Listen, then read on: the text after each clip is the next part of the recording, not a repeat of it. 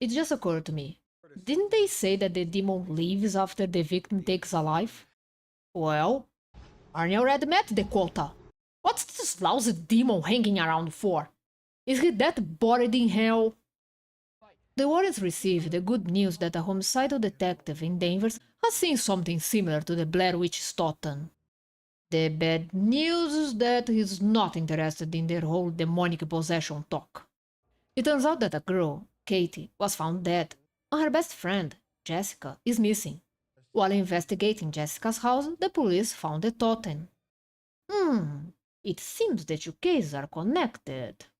Since we don't have time to introduce him to Annabelle, we need to do something else. The detective tells Lorraine to pick which knife was used to kill Katie. A bit too much of a pick a card, any card for my taste, but hey, whatever works for you, I suppose. My wife's gift is not a sideshow attraction. See, he agrees with me. But you gotta do what the script tells you to do. Cool, now can you tell me the lottery numbers? Now, to be honest, I enjoyed the scenes with the Warrens and the detective. Frankly, I would have liked this a lot more if we had more scenes with them working together.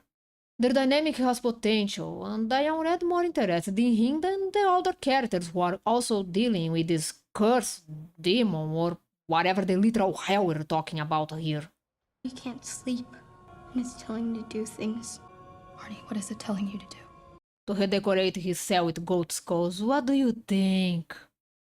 Whatever the answer is, it's probably not exactly good for anyone. Especially the audience, considering how weak the story has been up until now. Also, quick question. Where are those kids' parents?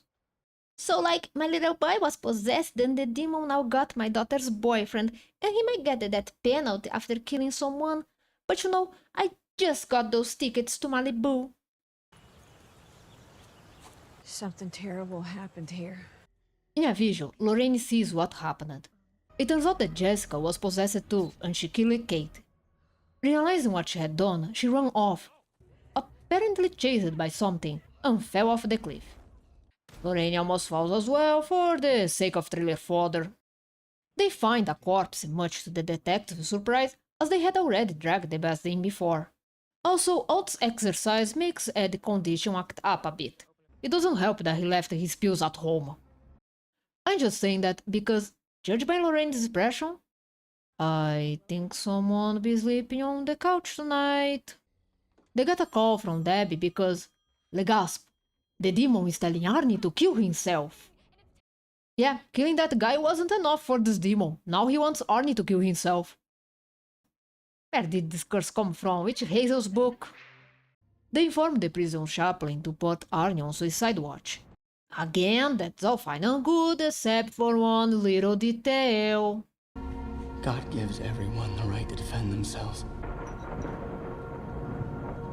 Great idea. Lovely. Give the guy who's in danger of killing himself a glass bottle. Demon or not, that's incredibly stupid.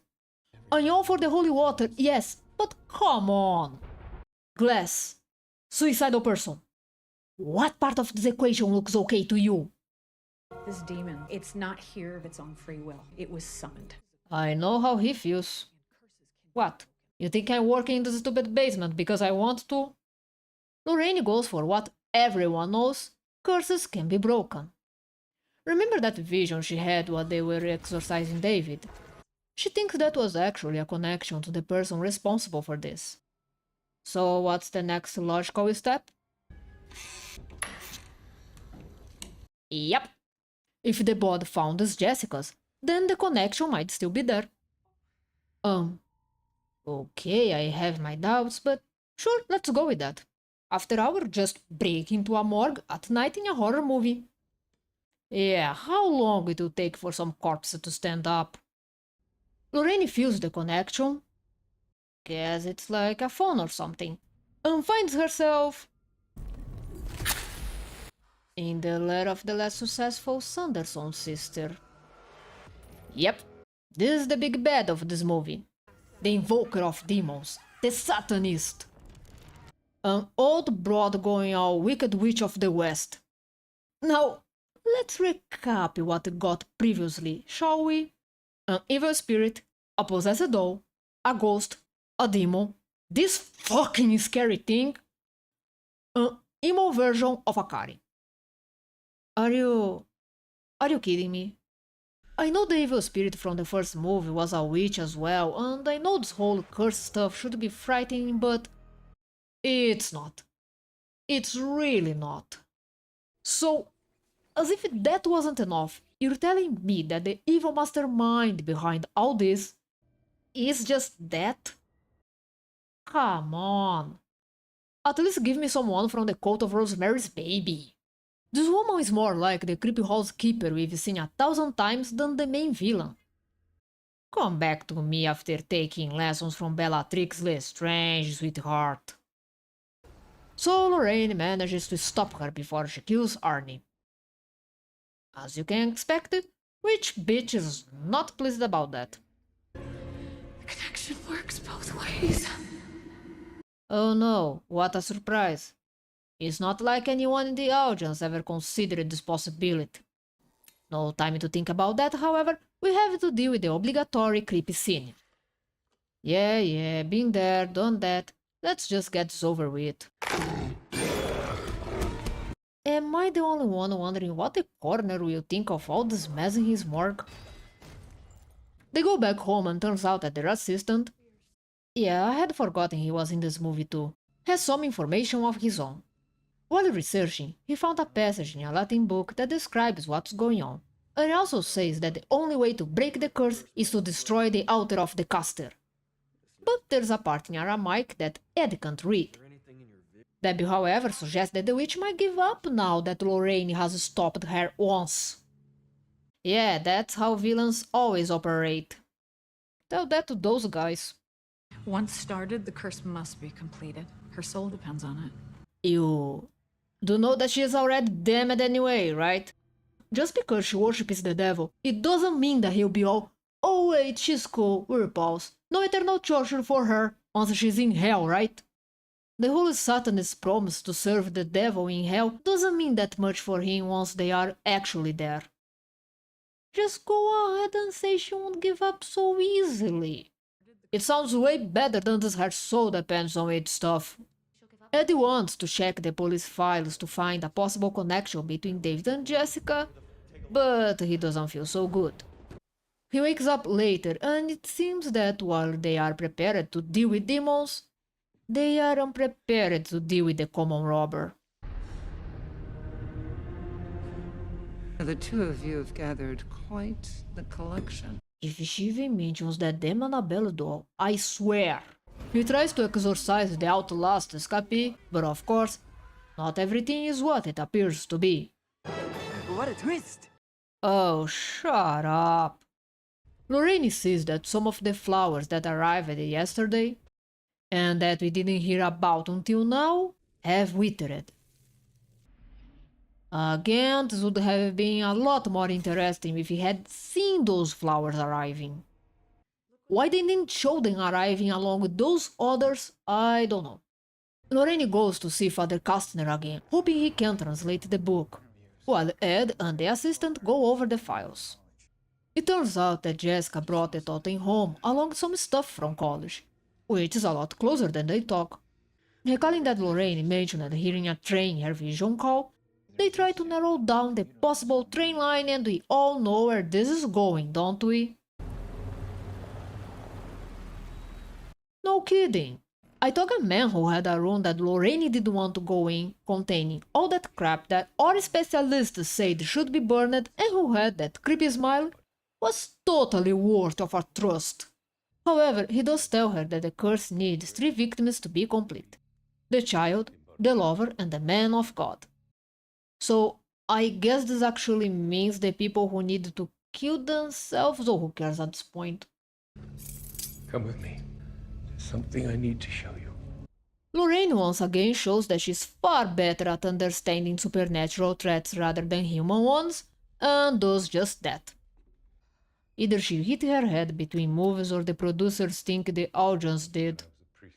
The indeed ex-priest reveals to Lorraine that he had a daughter whom he raised in secret and who became fascinated by the same occult that he was studying. Here I thought we were watching The Conjuring, not a soap opera. Speaking of this curse, we briefly cut to Arne.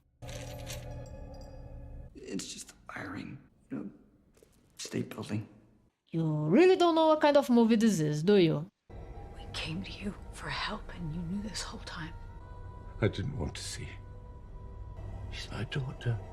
He shows her the entrance to the tunnels underneath the area, and right on time as well, as Madame Ming's cousin is back. I failed as a priest.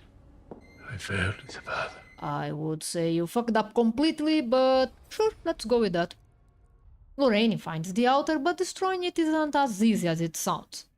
It doesn't help that her visions keep acting up more than a toddler at a birthday party. She has to run from the witch and...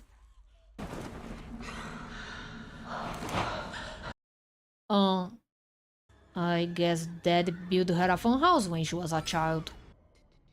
No, of course, it's the connection that is still open. Doesn't this thing has a switch or something? Ed arrives to help, but if you remember, he's also being targeted by the reject from Macbeth's coven. She goes all, fuck this, go kill your wife, I have work to do, and keeps trying to kill Arne.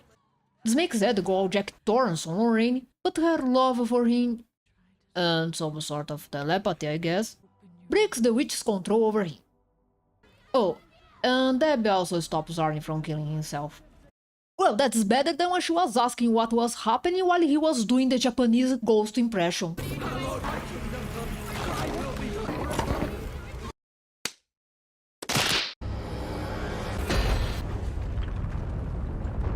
Okay, not sure if this altar would break like that a la Yuko Shihara slicing the laptop, but who cares, it looks cool. So this breaks the curse, Arne is fine and everyone's okay.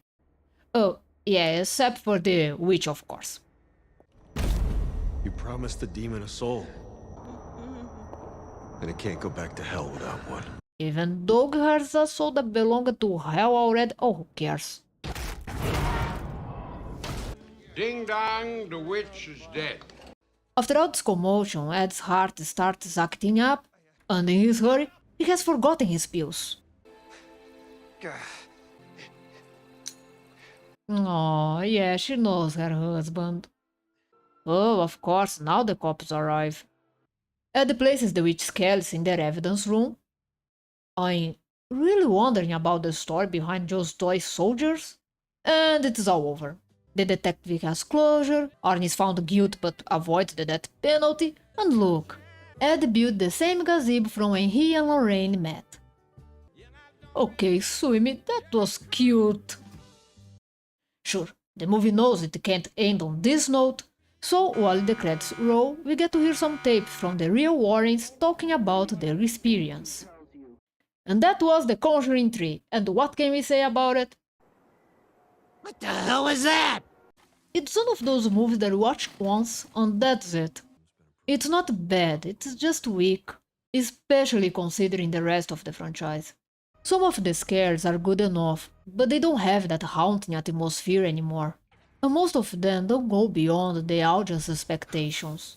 Since we are already not invested in what's happening to half of the cast anyway, this doesn't help things any. Take the morgue scene for example. Oh, it has a nice atmosphere, it's cool, but everyone already expects one of the corpses to move or to stand up. Because the movie doesn't present this idea differently, or does anything new with it, much of the fear factor is lost. A good scene, sure, but not something that makes you jump in fright. The rest of the plot suffers from the same condition. Even the curse and the witch are far too vague to truly grab your attention, becoming more like a footnote than an actual threat. They try to go with the, oh, a satanist aiming scales and despair, as a motivation for the witch. And it just doesn't work. She's not the Joker's daughter. The evil for evil's sake type of villain has to be handled with a lot of care in order to work. The movie just throws this excuse around and leaves it at that, so it feels more like they had no idea of how to make this story work and used whatever lame excuse they could come up with. Everyone's motivated by something. Demons want to get souls and make people turn their backs to God. People like this woman sell their souls because they believe they'll get something worthwhile in return. Either go with revenge for a perceived insult or envy, or say that she needs to complete the curse to get whatever she wants from her deal with the demon. Again, that doesn't mean the movie has nothing to offer. Ed and Lorraine are still great and there are good moments. Even the ending was nice. Usually the whole power of love makes me gag, but in this case, it works. I just like this couple and I believe in how much they love each other. If you have nothing better to watch, it may serve to pass the time and distract you for a while. But if you want to be truly scared, then I suggest you find something else. Well guys, this is it for today's session. Thank you so much for joining me. See you the next time everyone, stay safe.